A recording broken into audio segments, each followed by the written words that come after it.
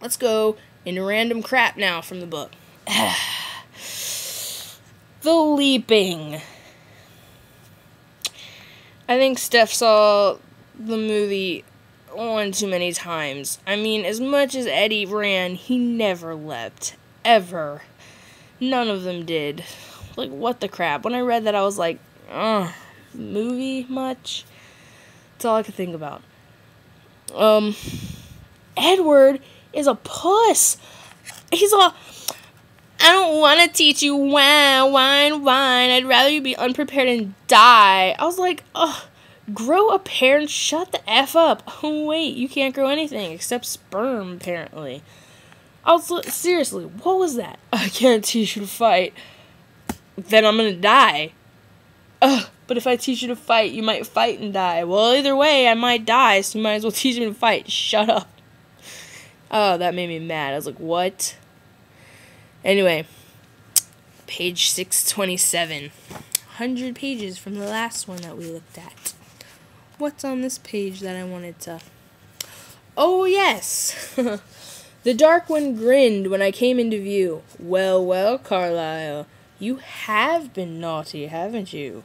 That's not the hottest thing ever to apply to Carlyle. I don't know what it is. Like, god dang. Have been naughty. So many images filled my head right there, and it had nothing to do with immortal children. I was like, he has. It was great. What's something else? Oh!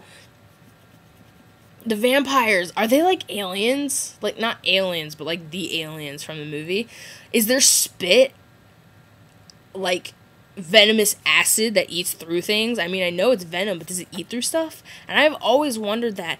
But I thought about it for a long time. But then, at the end, when Creeptacular #1, like, spit at the end on the snow, I was like, oh, is it going to eat through? Is it gonna... And then it didn't say anything, and I was like, oh, so now I have to keep wondering.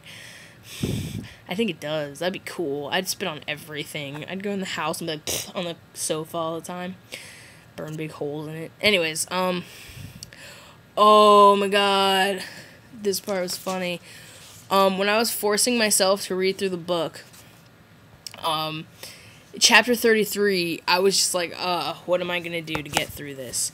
And, so I was adding the words in bed to every sentence, just to see if any of them were funny. And a few of them were, but the one that cracked me up the most was, there was a line in there about Jacob being a beast.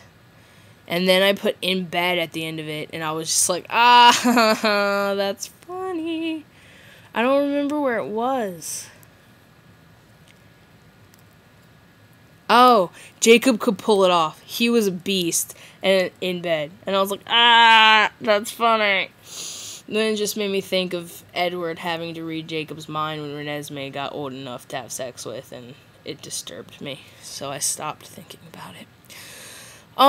On page 653, when she's talking about, you could see on the tree where Charlie got bored with it and just quit, that was the most unbearably adorable thing I've ever read about Charlie. It was so cute. I can just imagine, like, half the tree just shoved it in the corner because he didn't feel like doing it. Oh, so cute. Okay, the bottom of page 666. Who the crap knows what obsequious means? Seriously, Stephanie, young adults, what the crap is obsequious? And I don't want anybody to be like, oh, obviously it means this, because you don't know. You have no clue, and I don't believe you do. Everybody had to look that word up. Obsequious. Psh. Okay. Anyway, my favorite part in the whole book was on page 661. Where, well, maybe I should just read it, because it's my favorite part, and I like reading it.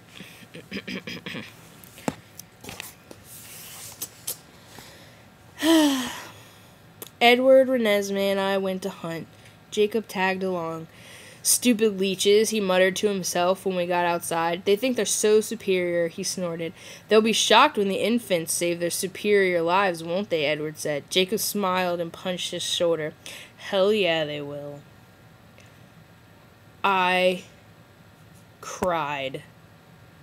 As soon as it said that, I was like, you want to know why? Because for just a second, you could see a glimmer of their old selves before Stephanie totally killed their characters. And I cried. I miss them so much, their original selves, that I read this and I was like, it's just like before. And it was very sad. I miss them. I want them back. I will take them both and their imperfections if I can have them back. Moving on before I get sad. Jacob's blonde jokes were adorable. Awful, but so cute. The Fido bowl and the food in her hair. That was probably the funniest scene in the entire book. Oh my god. Who did not crack up at that? Because you suck. That was great. And for the short time that he was in there, I really grew to like Garrett. He had like awesome potential to grow into this amazing character. I mean, he was already interesting in like 30 pages. Especially with his whole, the Redcoats are coming, and his American Revolution speech. But of course, she had to pair him off with Kate, so we probably won't get anything else from him either. Conclusion. You may think of me as an awful, unloyal fan, but really, why should I be loyal to an author who betrayed me? This book had no plot. It had no logic. It was twisted and kind of gross how she fixed everything. Every one of the characters was out of character, obviously so, and if you don't see their OOC-ness, you have the reading level of a second grader or something. Because, Jesus, they were so out of character, it was insane. All in all, I really cannot blame people who sent their books back. It really was that bad. It was worse, I think, for us older fans because most of us came from the HP fandom after getting let down in, like, the same way. It was like getting your heart ripped out twice. But, at least Joe understood that everything can't be sunshine and rainbows, and people don't get everything without doing anything. Not even in freaking fairy tales. The other thing I wanted to add is this book, not movie compatible whatsoever. There is no way this book will translate good on screen. It's like, it would be impossible to mush. I mean, no, it's possible to mush it in, like, at the end of Eclipse, maybe, but as a standalone, heck no. And Steph said that she thought it would have to be 2. Oh, darling. There's not enough intrigue to make 1 movie. Sorry. There's so much in the book that would have to be cut just because it's completely useless to the storyline. There's no action. The only plot you have to work with for the movie is Renesmee, and her story just isn't compelling enough to put on film. So, no. Now I'm going on to read more reviews. There's one other thing I forgot to mention, but the whole why did nobody realize that this baby needed blood? Seriously, as smart as Carlisle is, he didn't think half human, half vampire might want some blood. Because human food's not working. That might make it more on the vampy side. Especially since it tells Jacob sitting on the steps, oh, I've been thinking of things to study. I really want to get some amniotic sac fluid so that I can see how many chromosomes it has, so I can see if it's more like us or more like Bella. If you've been thinking about that, how do you not think, wait, it might be more like them. Let's try to give it some blood. Out of character. Again, whoa, out of character. Carlisle would have been on top of that.